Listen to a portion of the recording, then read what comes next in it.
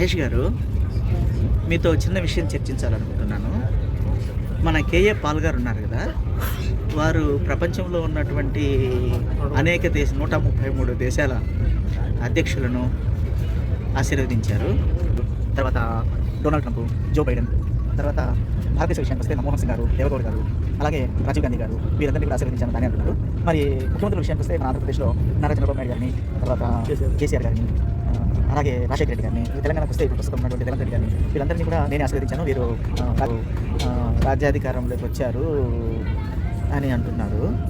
మరి అవును శశిధర్ గారు, యోగిని ఆశీర్వదించాడా? యోగి మహారాజు ఆశీర్వదించాడా? ఆశీర్వాదం పొందాడా? తర్వాత ఎవరినో ఒక్క వ్యక్తిని కాకూడదని ఎవరినండి? అది ఆయన్ని అడగాల, నాకు కూడా తెలియదండి. ఏం చెప్పాడు ఆ మాట? ఒక్కరు మాత్రం కాకూడదు, ప్రధానిగా ఒక్కరు మాత్రం కాకూడదు. ఆ ఒక్కరు ఎవరో నాకు కూడా తెలియదండి. మీకేమన్నా తెలిస్తే చెప్పగలుగుతారా?